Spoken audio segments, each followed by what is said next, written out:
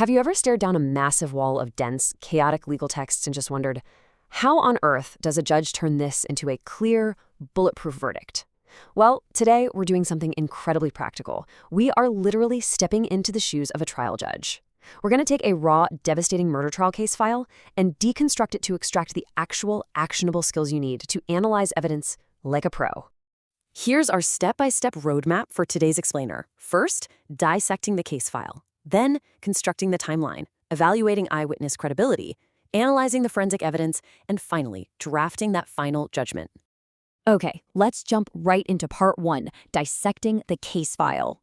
So as the judge, the absolute foundational question you have to ask yourself before you buy into any narrative is this. A child is dead, and literally every witness is pointing the finger at one person. But is the evidence actually as clear-cut as the initial outcry suggests? In this file, a 6-year-old girl named Aksa is dead, and the whole neighborhood seems to be blaming her stepmother, Mastine Sugran. Now, the emotional weight here is, understandably, massive. But your job? You have to be the filter. You have to push all that emotion aside to get to the cold, hard facts. And this right here perfectly illustrates the messy desk you're faced with on day one. It's the raw First Information Report, or FIR, from the victim's father, Jamal. It's just a dense block of text where he claims he was at his carpentry shop, got a call from a neighbor about loud noises, rushed home and saw his wife beating his daughter with a wooden stick. It's a horrific, dramatic scene. But remember, as an analyst, you can't get swept up in the drama. So what's your very first practical step? You've got to strip away that emotional narrative and isolate the undisputed, foundational elements of the charge. Who's the complainant? PW1, Jamal the father. Who's the accused? Miss Sugran, the stepmother. The victim, 6-year-old Aksa. And the alleged weapon, a wooden stick. By extracting just these core claims, you basically build yourself a stable foundation to start rigorously testing the rest of the evidence. Well, moving on to part 2, constructing the timeline. Visualizing the raw data chronologically gives us this really structured view of how things actually went down. Looking at the file, the incident was first reported around 10:30 p.m. on June 1st. Fast forward to 2:30 a.m. on June 2nd, the postmortem starts. And the final point here, the FIR, the official police report, isn't actually lodged until 12 p.m. on June 2nd. Now, as a judge, you don't just passively read these timestamps, you plot them out. You need to see the flow, consider the physical distances, and ask yourself if the actions described even make sense within that specific time frame. Notice the glaring number that pops right out at us here, 13. There's a critical 13-hour delay between the incident happening and the official police report being filed. In legal analysis, an unexplained gap like this is a massive red flag. So your clear next step is always calculating these time gaps. Does a 13-hour delay just mean the father was grieving and organizing last rites, like he says? Or does it mean they had 13 hours to deliberate, consult, and manufacture a false case against the stepmother, which is exactly what the defense is arguing? You have to actively investigate that gap before you accept the prosecution's story. All right, let's head into part 3, evaluating eyewitness credibility. We're starting with the father, Jamal. What we're doing here is comparing his initial, polished police report against what he actually said under the intense pressure of cross-examination. In the FIR, he claims he rushed to the house at exactly 10:40 p.m., but under cross-examination, he says the offense took place at about 11 p.m. That's a 20-minute shift. Now, that might sound like small potatoes, but in a murder trial, minutes matter immensely for establishing alibis or the exact sequence of events. Plus, he suddenly admits to having a fight with his wife just one day before the incident. Your practical strategy here is laser focusing on these discrepancies. A shifting timeline and admitting to existing marital friction right before the murder, that demands intense scrutiny. We apply that exact same contrast technique to our second key witness, the neighbor, Khalid. In his initial chief examination, the guy is super confident.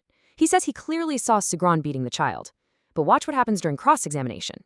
He's forced to admit that, well, it was nighttime, the whole thing happened up on a roof, and crucially, he can't even remember if the single light bulb up there was actually working. He insists he could clearly see the accused, but the physical environment he's describing makes that highly questionable. As a judge, interpreting these environmental factors, the lighting, the weather, the distance, is an absolutely essential tool for deciding if a witness could actually see what they claim. Which brings us to part 4, analyzing forensic evidence. When witness testimony gets shaky, medical findings become your objective anchor. The women medical officer, Dr. Aisha, logged 12 fresh injuries distributed all over the child's body, along with one fatal blow to the head that fractured the skull. But here's the critical part. She also found 3 old lacerated wounds on the right leg. As a judge, your next practical step is to reconcile this physical reality with those conflicting stories. Do the eyewitness accounts of a brutal beating align with 12 fresh injuries? Absolutely. Does the father's claim of long-standing abuse align with those 3 old wounds? It definitely could. It's like a giant puzzle, and you have to piece these matching details together. Let's take a closer look at what the doctor officially concluded. Murder was caused by a blunt object, and same could be a heavy stick. Think about the tension here for a second. While the witnesses were wavering all over the place on the timeline and their visibility was seriously compromised, the forensic expert completely corroborates the physical nature of the attack described in that very first police report. The medical evidence confirms a heavy stick could have absolutely done this. So you're left with this deeply complex web of evidence. The witnesses might be completely unreliable on the specific timing or details, but the core physical act they described, it's fully supported by hard science. And finally, Part 5, drafting your final judgment. So, we've successfully deconstructed this chaotic file.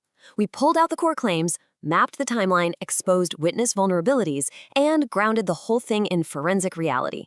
Now it's time for the final phase, synthesizing all this data into an actionable conclusion. To master judicial decision-making, you must systematically follow these 3 clear next steps. Step 1.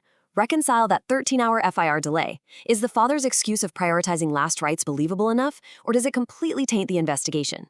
Step 2. Weigh the obvious bias and timeline inconsistencies of the witnesses against that cold, hard medical report that perfectly matches their weapon description. And finally, Step 3. Formulate your legal verdict based on whether the prosecution has proven their specific narrative beyond a reasonable doubt, not just on emotion. So, I'm going to leave you with this final thought to explore on your own as you apply these skills.